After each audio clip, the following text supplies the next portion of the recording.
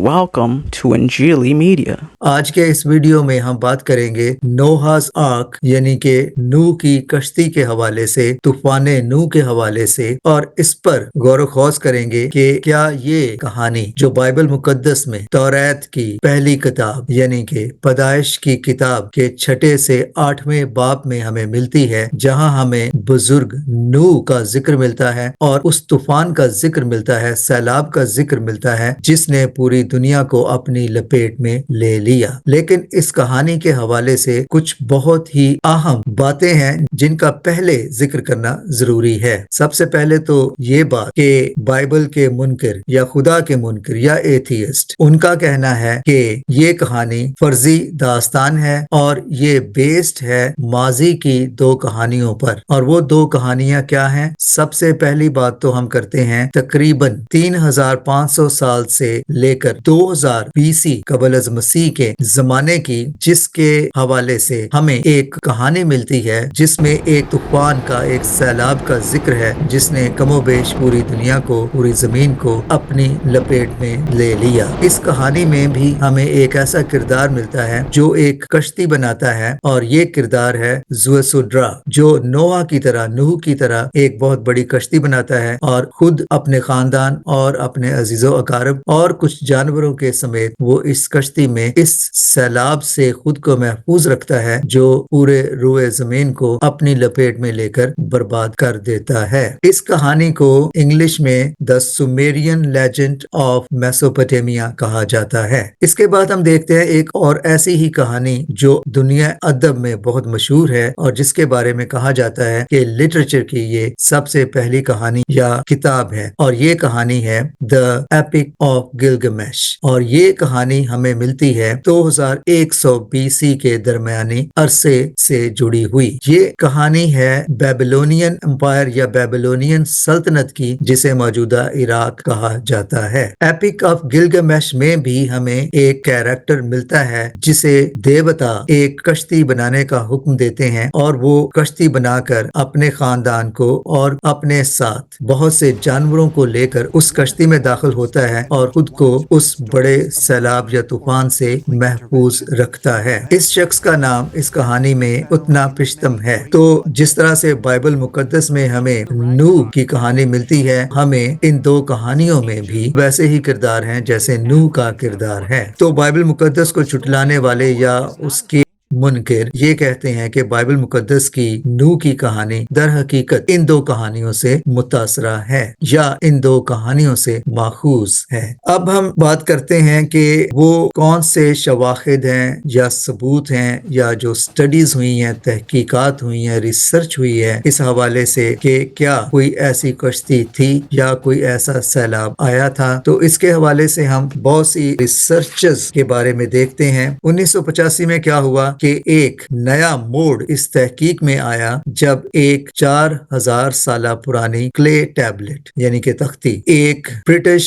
Veteran के तहखाना से दरियाफ्त होती है और उस पर हमें जो पुरस्रार खुफिया कोडेड लैंग्वेज में तहरीर मिलती है, जिसको बाद में डिसाइफर करके यानी कि पढ़कर समझकर ये जाना जाता है कि ये एक माजी के तूफान या सैलाब का जिक्र करती है। 1985 में ही एक और दिलचस्प वाकया पेश आता है जब हमें ऐसी ही एक और क्ले टैबलेट के बारे में इंफॉर्मेशन मिलती है जो एक लेनार्ड सिमंस नामी शख्स को मिलती है, जिसे वो अपने पास महफूज रखता है क्योंकि सिमंस दुनिया भर से कीमती आर्टिफैक्ट्स जमा करने का शौक रखता है, लेकिन उसके मरने के बाद उसका बेटा उसकी तमाम जमा की हुई चीजों को वक्तन फवक्तन मुख्तलिफ म्यूजियम्स में ले जाकर उनके बारे पूछता है और उनकी कीमत के बारे मालूम करता है। इसी तरह से वो एक छोटी सी क्ले टैबलेट ब्रिटिश म्यूजियम के क्यूरेटर यानी कि जो उसका इंचार्ज है उसके पास लेकर जाता है। तो म्यूजियम का क्यूरेटर डॉक्टर इरविंग फिंकल उस टैबलेट को देखकर बहुत ही हैरान होता है और चाहता है कि वो टैबलेट डगलस सिमंस उसे दे दे या उसे बेच दे, लेकिन डगलस सिमंस इस पे राजी नहीं होता। तो डॉक्टर इरविंग उसे कहते हैं कि कम से कम चंद दिनों के लिए इसे मेरे पास छोड़ दे ताकि मैं इसका मुतालिया कर सकूं। लेकिन ڈگلس سیمنز اس پہ بھی راضی نہیں ہوتا، لیکن جو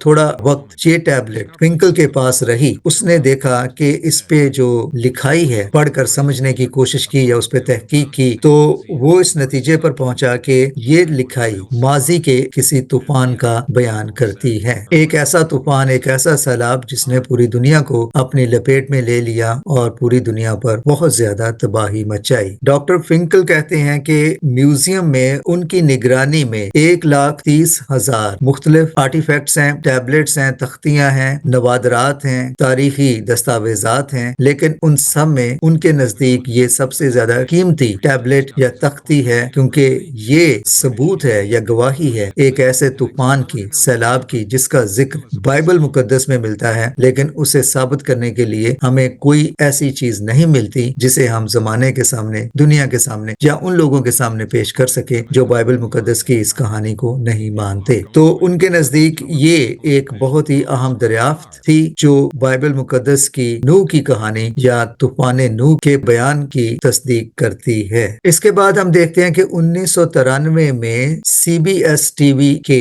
ایک program the incredible discovery of Noah's ark میں بھی ہمیں نوح کے طوفان کے زمانے کی ایک لکڑی کا ایک ٹکڑا ملتا ہے جس کی کاربن ڈیٹنگ کی جاتی ہے، لیکن سائنسدان اسے کاربن ڈیٹنگ کے بعد رد کر دیتے ہیں۔ لیکن اس کے بعد ہم دیکھتے ہیں کہ 1999 میں 1999 میں سی آئی اے نے اپنی ایک رپورٹ ریلیز کی جس میں یہ کہا گیا کہ ماضی میں ثابت ہوتا ہے، سائنٹیفکلی یہ پروو ہوتا ہے کہ ایک بہت بڑا گلیشیئر پگھلا اور اس نے زمین کا بہت بڑا ایریا اپنی لپیٹ میں لے لیا، یعنی کہ اس سے پیدا ہونے والے سیلاب کی وجہ سے زمین کا بہت بڑا حصہ زیر آب آ گیا۔ سائنسدانوں کے نزدیک اس گلیشیئر کے پگھلنے سے جو علاقہ سب سے زیادہ متاثر ہوا وہ یوفریٹس ریور اور ٹائگرس ریور کے درمیانی علاقہ ہے، یعنی دریائے دجلہ اور دریائے فرات کا درمیانی علاقہ، اور یہ وہی علاقہ ہے جہاں بزرگ نوح کے طوفان کی لوکیشن کا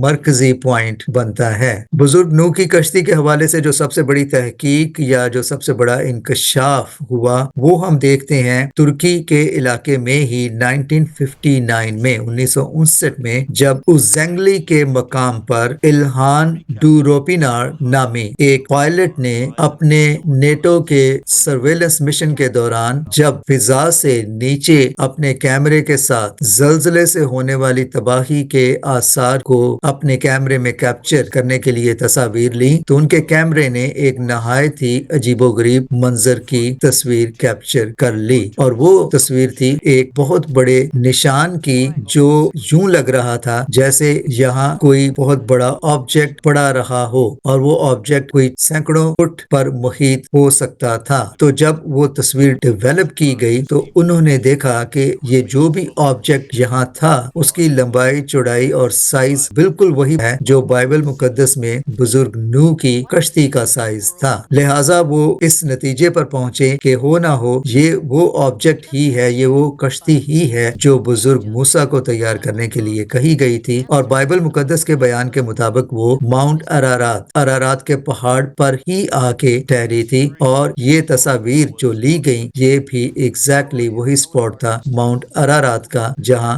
یہ آثار یا نشان دیکھے گئے۔ اب جب سائنسدانوں نے اس ساری بات کو اینالائز کیا تو وہ حیران ہوئے کہ اگر یہ کشتی تھی تو یہ اتنی اونچائی پہ پہاڑوں اور چٹانوں کے درمیان کیا کر رہی تھی اور یہاں کیسے پہنچی؟ ایک کشتی کا پہاڑوں اور چٹانوں کے درمیان آنا کیسے ممکن ہے؟ لیکن چونکہ ہمیں بائبل مقدس سے یہ معلوم ہوتا ہے کہ بزرگ نوح کی کشتی در حقیقت ارارات پہاڑ پر ہی آ کر ٹھہری، تو اب یہاں دو اہم سوال پیدا ہوتے ہیں کہ کیا تاریخ عالم میں کوئی ایسا واقعہ ہوا تھا کہ جب ساری زمین زیر آب آئی ہو، یعنی کہ کوئی ایسا بڑا سیلاب یا طوفان آیا ہو جس نے پوری زمین کو اپنی لپیٹ میں لے لیا ہو؟ سائنسدان اگرچہ بائبل مقدس کے اس بیان کو تسلیم نہیں کرتے، لیکن وہ اس بات سے انکار بھی نہیں کر سکتے کہ جس طرح سے چٹانیں، پہاڑ اور بڑے بڑے راک فارمیشنز ہیں وہ سب کے سب ایک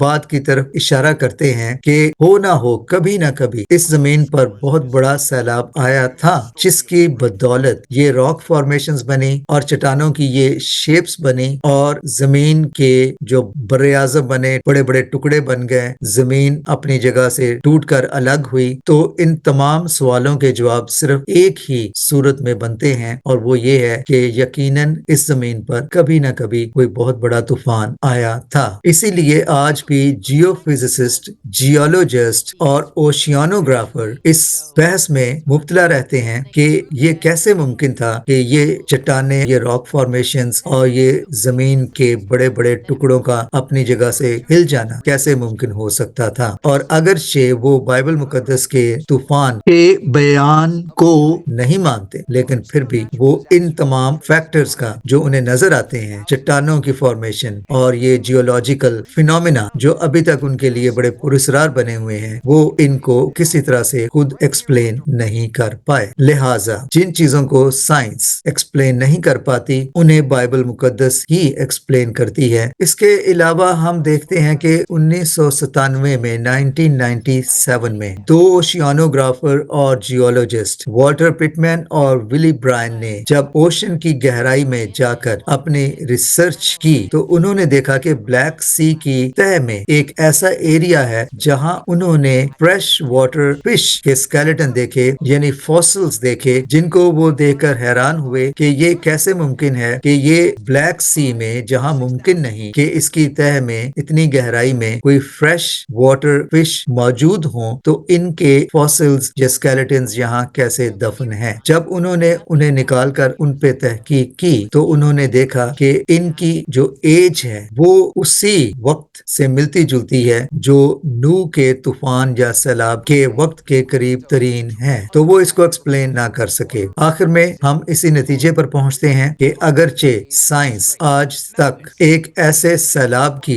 तशरीह नहीं कर सकी जो इस दुनिया पर आया और जिसके निशानात और जिसके आसार आज तक जियोलॉजिस्ट, ओशियानोग्राफर और जियोफिजिसिस्ट आज तक उनकी कोई एक्सप्लेनेशन नहीं दे सके। तो उनकी एक्सप्लेनेशन सिर्फ यही है कि यकीनन नूह के तूफान ने ही या नूह के जमाने में आने वाले तूफान ने ही वो तमाम फॉर्मेशंस और वो तमाम आसार अपने पीछे छोड़े हैं जिनको आज तक साइंस स्टडी कर रही है, देख रही है, परख रही है, लेकिन समझ नहीं पा रही कि ये फॉर्मेशंस कैसे मुमकिन हुई। तो बाइबल मुकद्दस ही वो सच्चाई है जो उन तमाम सवालों के जवाब देती है जिनके जवाब साइंस आज तक ढूंढ रही है लेकिन उन्हें नहीं मिल रहे। बफज़ल मसीह और बशर्ते हयात दोबारा मिलेंगे बाइबल मुकद्दस के एक और मौजू के साथ। Until then, God be with you and the grace and mercy and love of Lord Jesus Christ continue to bless you.